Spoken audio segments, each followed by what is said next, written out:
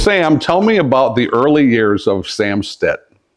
So the early years is, I was born in Sturgis, Michigan. Then we moved to Hesperia, and I grew up in Hesperia. I went through K through 12th grade in Hesperia, and worked with my dad, family business. All that time during the summers, we were always gone during the summer months. Okay. Working on timber frame barns. We're multi-generation in the timber frame barn business. Yeah, when we got into middle school, I remember I missed like 30 days a year because I was working. And I remember there was a secretary at the school that said, "Hey, you're going to go to juvie, and your mom and dad are going to jail." And I was scared. I didn't know what to do. So I went back and told my dad that, and he went to the school. He lit him up a little bit, secretary and the principal, and never had an issue after that. But I got to tell you, my dad taught me a phenomenal work ethic. How to work from sun up to sundown, get the job done. Yeah. And I learned a lot from my dad. Gotcha. And use of barns, it's appropriate here, and we'll talk about this later, but there's a beautiful barn that you have resurrected. And it's a 2020, I believe, Barn of the Year here in the state of Michigan, but we'll talk about that later. But I want to make sure we just touch on this because we are in the Heritage Wedding Barn, correct? Yes. Yeah, right here in Hart. And it's an amazing place there. So what happened after high school? Actually, during high school. I signed up for the military when I was 17. Okay. So between my junior and senior year, that's when I enlisted in the military. And I thought that was a vacation from working for my dad. So I enjoyed that, getting out of the house. And after I graduated from high school, I went to college. Went through building construction program, construction management at Ferris State University. So I did 4 years there. Gotcha. Let's back up. What branch of military did you enlist in? I enlisted in the Army. Okay. Started out in the Army National Guard. Okay. Right. Gotcha.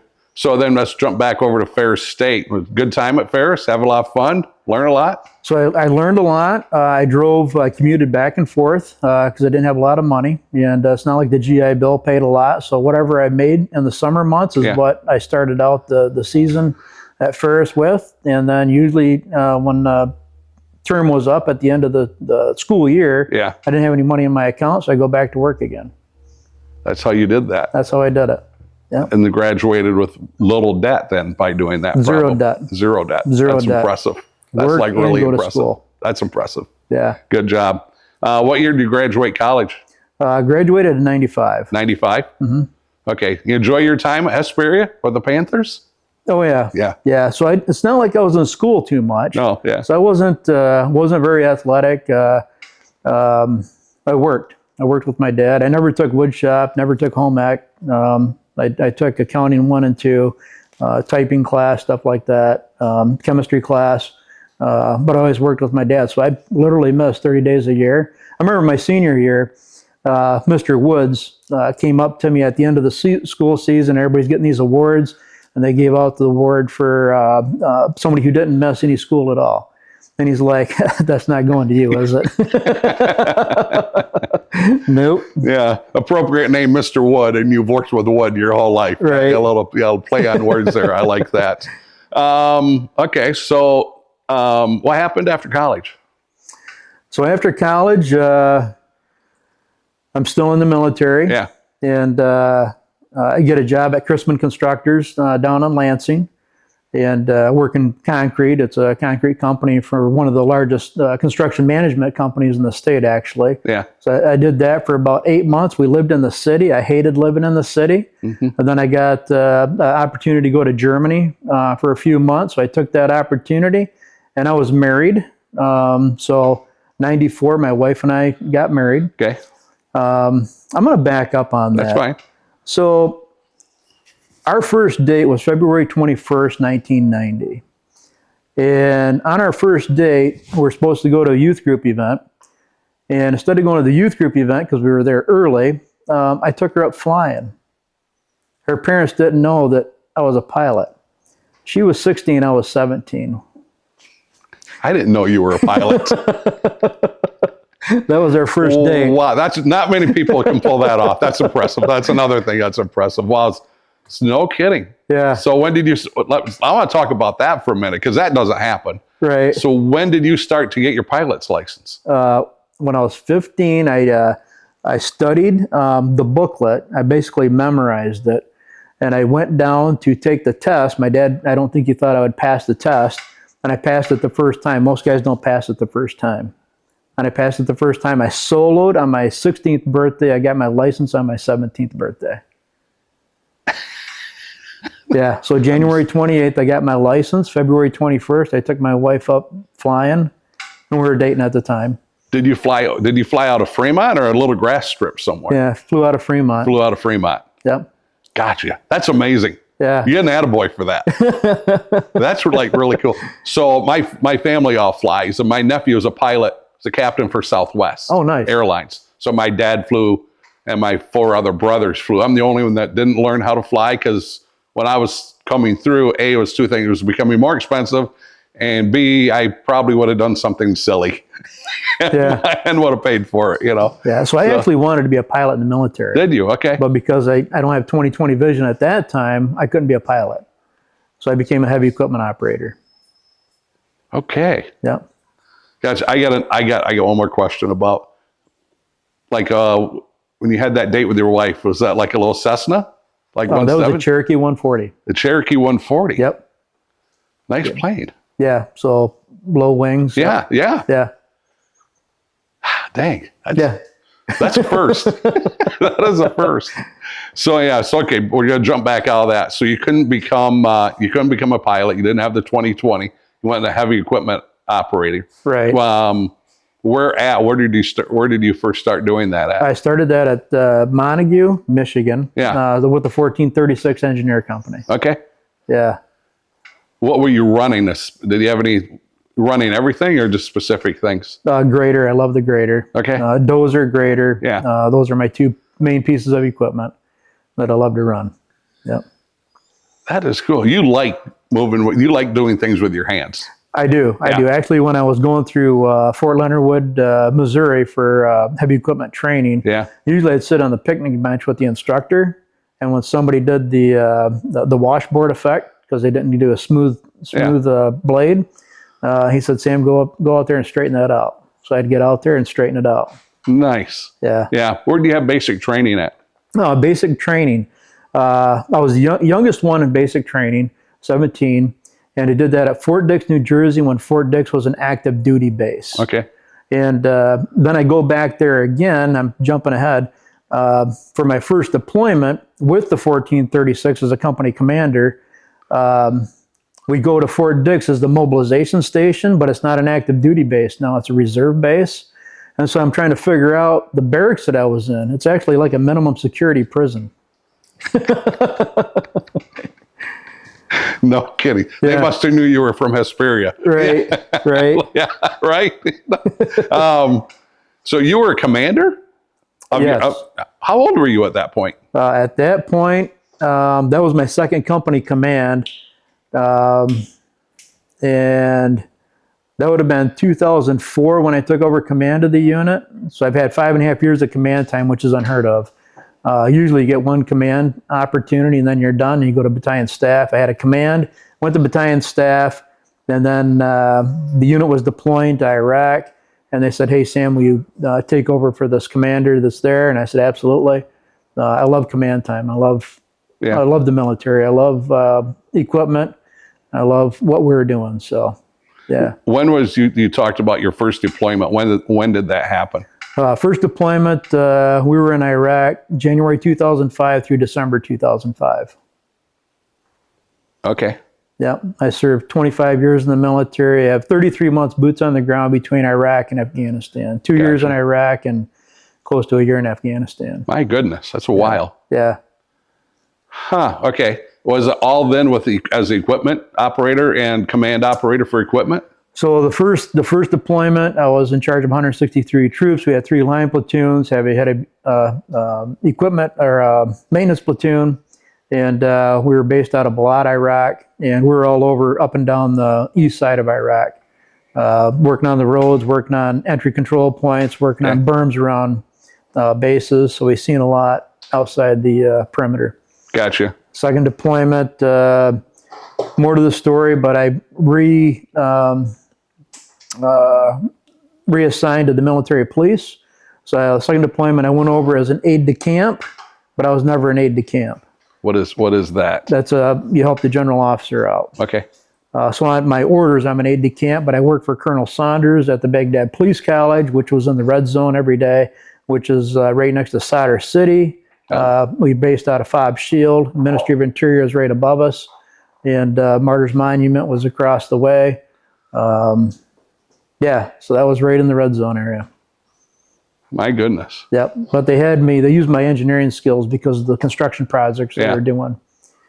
And then the third deployment, we were in Afghanistan, and I was in charge of detainee operations with the 46th Military Police Command, based out of Lansing, but then I spent some time under Task Force 435. We're all under Task Force 435, doing field detention site visits to make sure everybody is up to the Geneva Convention. Okay. We'll politely call it visits. Right. Yeah. Got any good stories out of that you want to talk about or not during your times and your deployments? I got a lot of stories. Okay. Yeah. We don't have to go there neither. Yeah. Yeah. Okay. So 5 years boots on the ground overseas. 33 months boots on the ground between Iraq and Afghanistan. Okay. I had 5.5 years of company command That's time where the between 5 years two came units. in. Right. Yeah. So during that time, you were married. All three, you were married that whole time. Right. Did you have children at that time? Yes. So the first deployment, we had 3 kids. The last deployment, we had 4 at that time. Yeah. So our oldest, Maverick, he's going to be 28 here shortly. He's married. We have a grandbaby, 1 grandbaby. And then Samuel, he's the second oldest. He's married, lives in Fremont. And then, and both of those guys are Marines. Okay. One's still in the Marine Corps. And Mackenzie, she's married, just completed nursing school at Davenport. Just got pinned on Saturday. Nice. And then our youngest, Maxwell, he's graduated from Hart High School, but he's a worker too. He gets up at 5 in the morning and actually goes to work at 5 at Valley City for a couple hours, goes to school for a few hours, and goes back to work. Oh, driven. He's a driven man like his dad. Where does that come from? Where does that come from? Right. So tell me about your wife. We hit on your kids. Tell me about your wife. I know we just hit it briefly. Your first date, was on an airplane, but tell me more about that. Yeah. So Jennifer and I dated for 4 years. Okay. When I went to boot camp, so we went on our first date February 21st, 1990. I signed up for the military to go into the Army March 8th, 1990. Okay. And I got a box of letters from her that we wrote back and forth, the old handwritten letters, which is pretty cool. I was just thumbing through those the other day. And so then, she's been a stay-at-home mom with the kids all the time while I was in the military. Yeah. Yeah. How many years you married now? Married 30, going on 31 here in June. Yeah. Very cool. And she's been with me the whole time through the thick and thin. Yeah.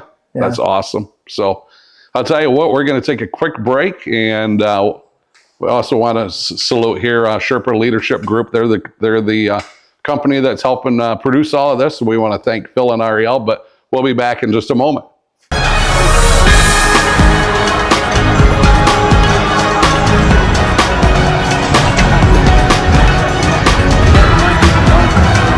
Hey, if you're a guy, especially 18 or older, we would love to have you at one of our ministries. So White Lake Men's Ministries, I do this with Pastor Craig Smith out of Whitehall. We are the first Saturday morning of every month in Whitehall at Hanson Hill Waterfront Grill. It's behind Bell's Furniture.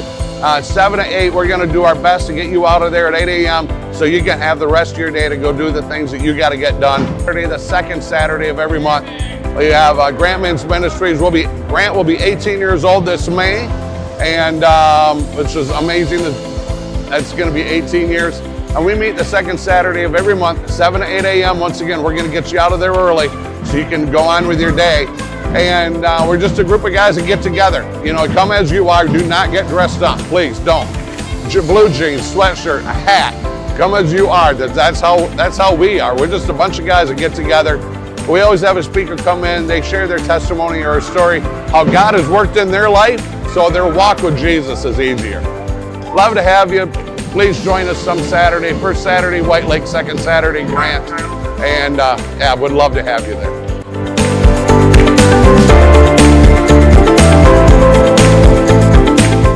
Welcome back once again to Cal's Corner Ministries podcast. I'm here with the awesome Sam Stitt. Dude, you're a rock star, man. And you still got my head spinning. Your first date was with your wife in an airplane when I think you were 17 or 16? 17. You're 17. That's a showstopper there. So that's really cool. That's really cool. Let's talk about, your 33 months of boots on the ground and your 3 deployments. When you came back from that, did you come back with many challenges, as many of the troops do that have come back from deployments like that? Yeah, I did. One, I didn't know what the challenges were at the time. I didn't know how to process trauma, combat trauma at all. And one of the things, I was a very angry guy. So when I say that my wife and I went through the good, the bad, she went through the bad, my kids went through the bad section of my life too. And I just didn't know how to process the trauma. And it would come out in very angry outbursts. And so I got hooked up with the VA because, one, I could hardly walk. And part of that is I did a physical health assessment, and they said, hey, you need to see your doctor and get your back checked out, which my back's been an issue for my first deployment. And so I went to the doctor's office. When I went there, one, my wife had to take me because I couldn't even walk hardly. And I'm laying on the floor in the doctor's office at the VA. And then they call me in. I'm laying on his gurney. And he's like, what are you here for, Sam? I said, I can hardly walk. And I think I need to retire out of the military. So that started the process for my medical retirement out of the military. And with that, I got hooked up with the VA. And I said, hey, I got some anger issues. I recognize that. And not nice. I said, I need to deal with my anger. And so I went to a doctor at the VA. I remember his redheaded doctor. And he said, yeah, you need to take an anger management class. And I thought, this guy's supposed to fix me right now. And I wasn't happy. I never went back and seen him again. But I did get hooked up with a stress disorder treatment unit out of North Chicago. Okay. I went there for a couple iterations. And they not only talked about the combat trauma, but then they took me back to my childhood too. And I think for a lot of us, we don't know that we have childhood trauma. My dad, he grew up with a dad who was a part-time preacher, but he got the snot beat out of him. Yeah. And so he had trauma from his childhood. Then he goes to Vietnam, and then he has combat trauma. And then we didn't know what PTSD was at the time. So we're living with my dad with PTSD, kind of closed off to a lot of people. We don't know how to work through it. And then I'm a combat veteran as well, multiple deployments. And now I'm struggling with PTSD. And PTSD is just a lack of peace now that I know this. Suicide's all out spiritual warfare. And so when I went through the stress disorder treatment unit in North Chicago, they taught me a lot about the triggers that set things off for me, and how to calm down. And with that, after that, I went to Boulder Crest Retreat out in Virginia, which is like a secular piece for a week. And I learned transcendental meditation. I learned yoga, just to keep at peace. But it's different than kind of where I was brought up in the church. And so I'm just trying to figure out, what does that look like? And then I went through a thing called the Hero's Return in 2019. That flipped my world upside down. And actually, we had a group of veterans meeting in this barn right here for PTSD. And a Vietnam veteran said, hey, Sam, why don't you try this? And this was August of 2019.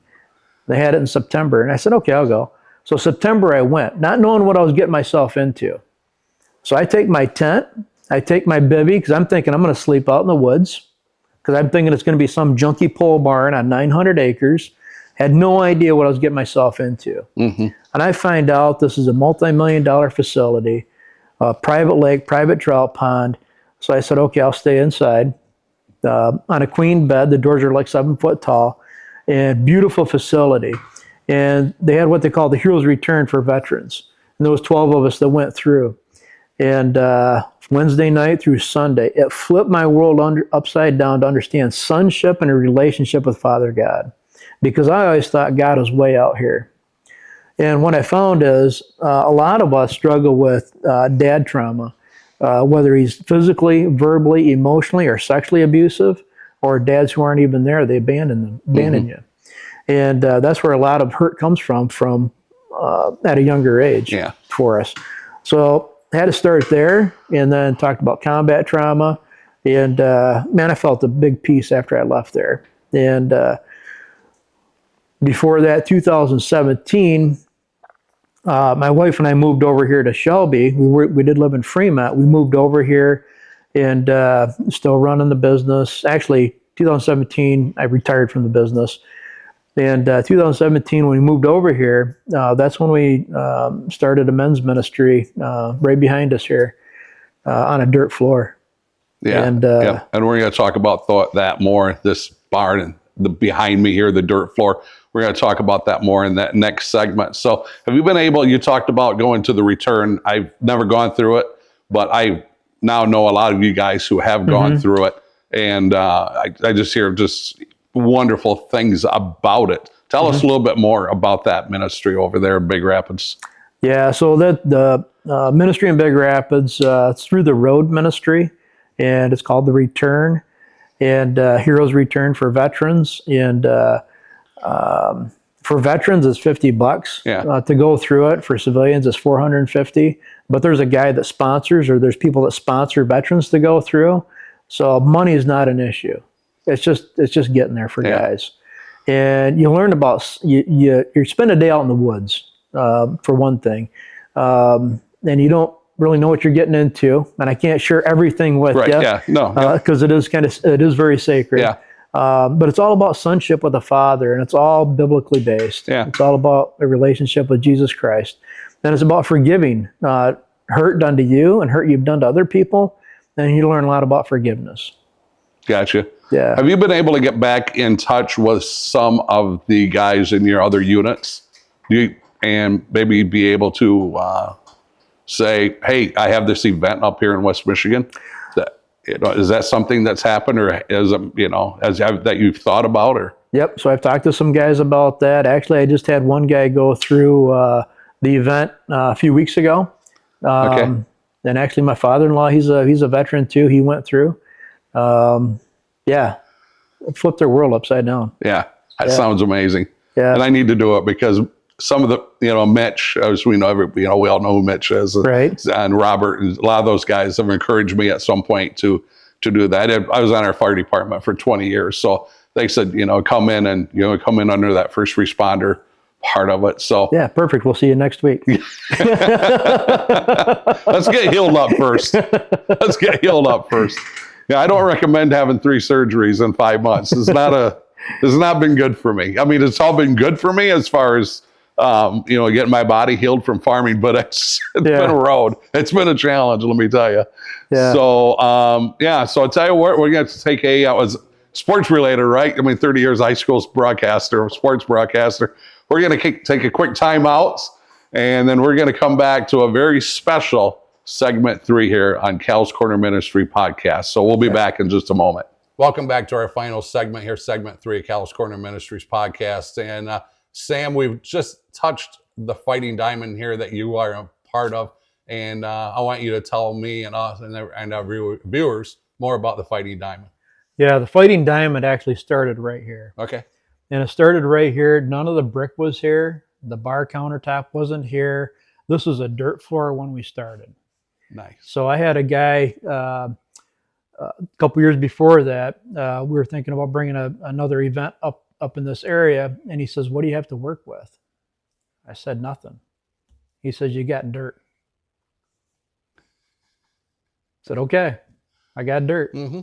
So then we actually started on dirt. So I put a blue tarp up on that timber frame post to that timber frame post. Okay. To that timber frame post to that one. On dirt, I had a propane heater in here. We had lawn chairs. One guy came with a blanket, and we were just doing books, like Not a Fan, just different books. And it's biblically based, trying to stay in the Bible too. But I really didn't know too much about the Bible at the time. And I didn't know how to apply the Bible to my life, God's Word. And so we started right here with 5 guys. And one was a first-generation Christian. The other guys grew up in a mainline denomination.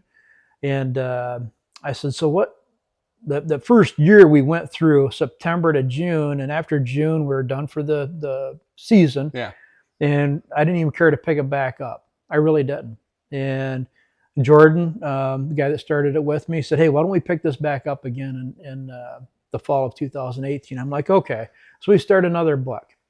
And we get into the book, and I did one by Francis Chan, Letters to the Church. And I get through chapter 1, resistance from the mainstream denomination guys, chapter 2, chapter 3, got to chapter 6. I'm like, you guys don't even get it. And so the other guy who's a first-generation Christian said, so what are the metrics? What are the metrics for being a Christian? Saved, baptized, join the church. I'm like, that's it? That's all there is.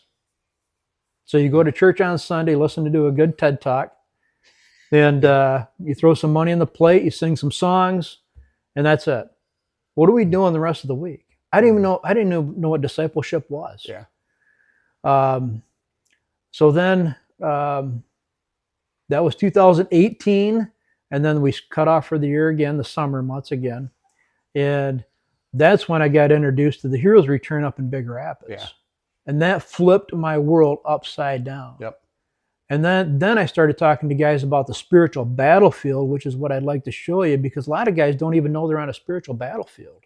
Like, who's on your team? Who's the enemy?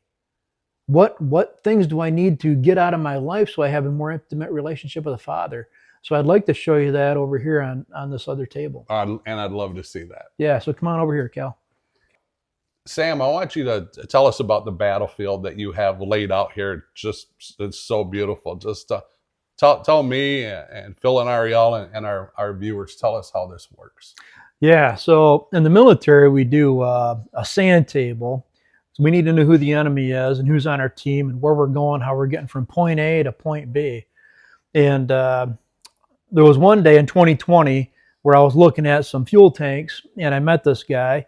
And I gave him a business card, and he's like, Sam, what's all this about? Tell me about this. So I dropped the tailgate on my truck. And I threw some rocks on my tailgate. None of this writing was on there.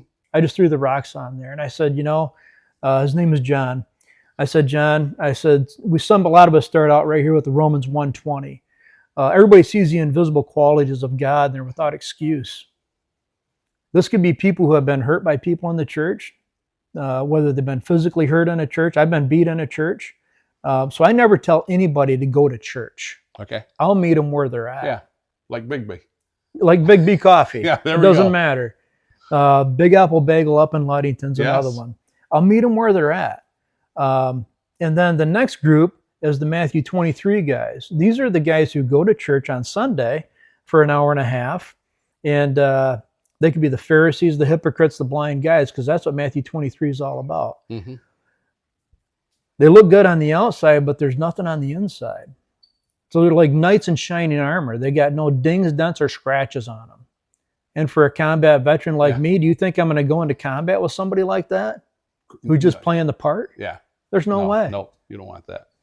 So I'm not into superficiality. And that's really how the Fighting Diamonds started, because I just thought there was a lot of superficiality going on. But I didn't know how broken I was, because I was struggling with addictions. I was struggling with anger, pride, unforgiveness. I didn't know how to deal with them.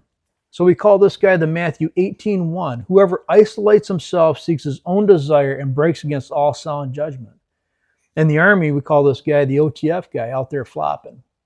And the Marine Corps, they say, is the OF. He's off the program. Gotcha. OFP guy. Yep, gotcha. All right. So this guy right here is doing his own thing. He doesn't know how to neutralize the threats of sexual addiction, alcohol, drugs, gambling, He doesn't know how to neutralize these threats, or why he's angry, or the soul ties that he has, or pride, or unforgiveness, or idols in his life, or unholy vows. So these are all symptoms. And the symptoms, usually there's a root to why they're doing what they're doing. How do we get to the root? We can see that there's a symptom. We can see that there's probably a problem. But how do we get to the root and meet that guy where he's at?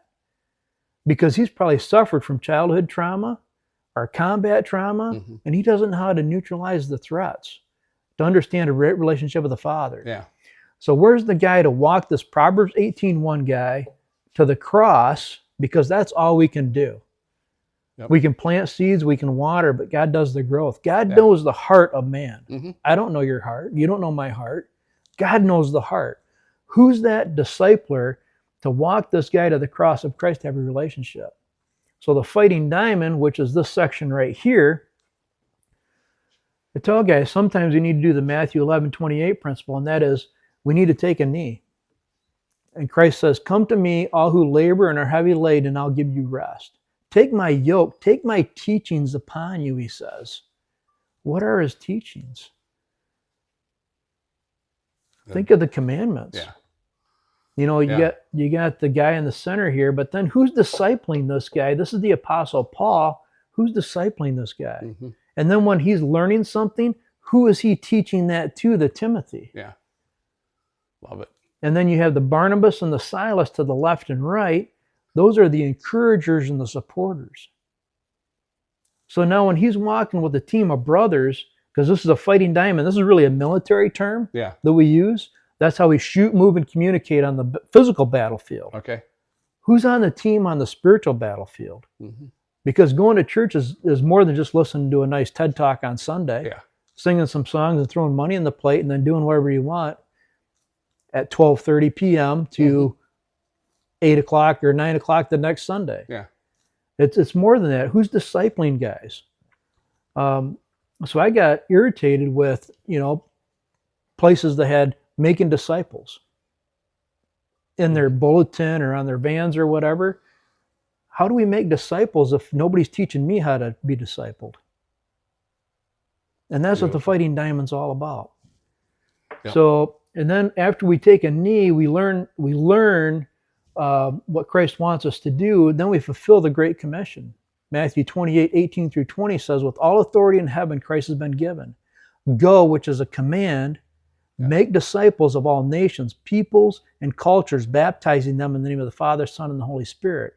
He then says in verse 20, "teaching them to obey all that I've commanded you." Whoa, so what has he commanded us to do? Go make disciples. Go make disciples. Yeah. Blessed are those who do his commandments in Revelation 22:14. Okay. Even Solomon says it's the whole duty of man to know his commandments. So the holy commandments, most people in the church don't even know the holy commandments. I am the Lord your God, have no other gods before me. Don't have any idols. Don't take the Lord's name in vain. Observe the Sabbath. That's preserving your relationship with the Father. Yeah. Honor your father and mother. Don't commit adultery. Don't murder. Don't steal. Don't lie, and don't covet. Those are the 10 commandments. And that's the whole duty of man. And he finishes it up in Revelation and says the same thing. Blessed are those who do his commandments. Some manuscripts say wash your robes. And Christ talks about it a lot in John 14 and John 15. You want to abide in me and abide in the Father? You need to know the commandments. That I've never seen it laid out like this. I'm 66. I've never seen it laid out like this. I got to ask a question. Yes. The spike, the 3 spikes. So there's probably, everybody will say, oh, that's the 3 spikes that were driven into Christ on the cross. Any other meaning with this? I was just reading in Daniel 12, 7, I believe it's 7. Maybe it's 14. So don't quote me. I can look in the Bible. But I was just reading in Daniel 12 where it talks about his right hand was up, his left hand was up, and then he said, "It is finished."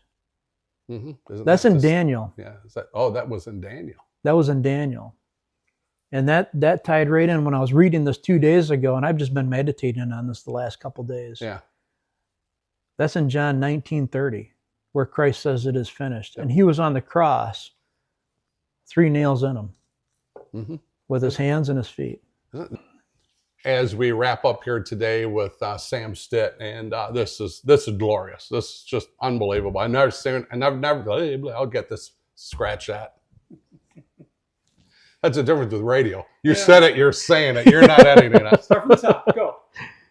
All right, as we wrap up here today with Sam, and this has just been awesome. It's been amazing. I have learned so much about you, and just this. This is just incredible. So we're going to do a little bit of a call to action here. So you're saying, if you live in West Michigan, where can I go get involved at? So if you're living like near Grand Rapids area or along the lake shore, a couple different places. If you're along the lake shore, we have White Lake Men's Ministry, which meets on the first Saturday morning of every month in Whitehall at Hanson Hill Waterfront Grill.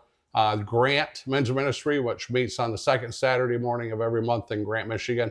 We meet at the Grant Depot. And Sam, I know you're involved with some ministries, multiple ministries up here now in the Hart Shelby Lakeshore area. So tell us about those, where guys can go get connected at. Yeah, I like to say that John 14:6, Jesus Christ says, I am the way, the truth, and the life. Nobody comes to the Father except through me.